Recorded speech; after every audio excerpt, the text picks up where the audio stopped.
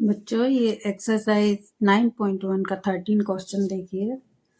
इसमें as observed from the top of a 75 metre height lighthouse from the sea level the angle of depression of two ship are 30 degree and 45 degree. If one ship is exactly behind the other on the same side of the lighthouse, find the distance between two ships.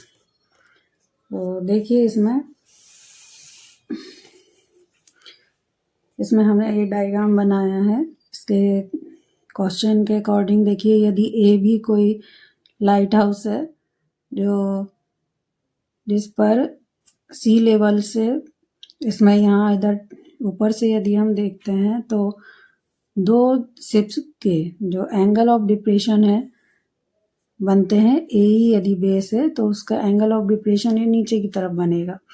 तो ये बनता है पहला angle पहले वाले ship से बनता है 30 डिग्री का, और ये दूसरा शिप यदि पॉइंट सी पर है तो यहाँ पर बनता है 45 डिग्री का।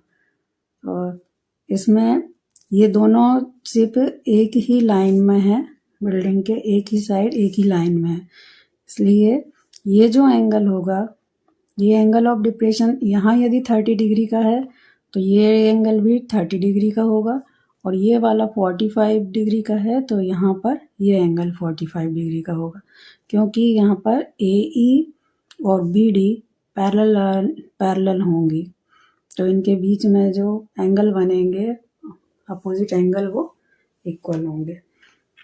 तो अब जैसे इसमें हमको ये डिस्टेंस निकालना है, CD दोनों शिप के बीच की डिस्टेंस निकालना है। तो देखिए, यदि हम ट्राइंगल ABC लेते हैं, पहले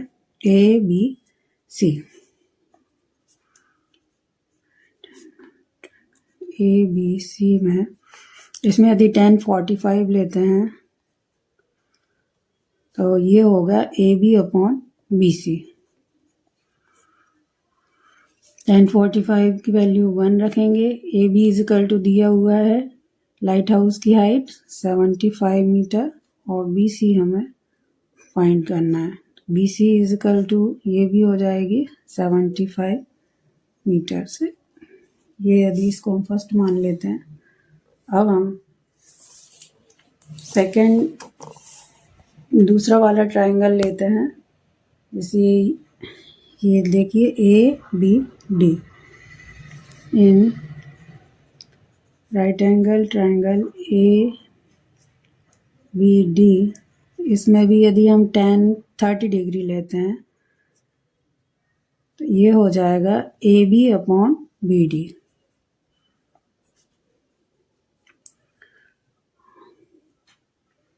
और इसको हम लिख सकते हैं BD को, AB तो 75 दिया हुआ है, BD को लिख सकते हैं BC + CD, और tan 30 डिग्री की वैल्यू आएगी 1/√3 = 75/BC।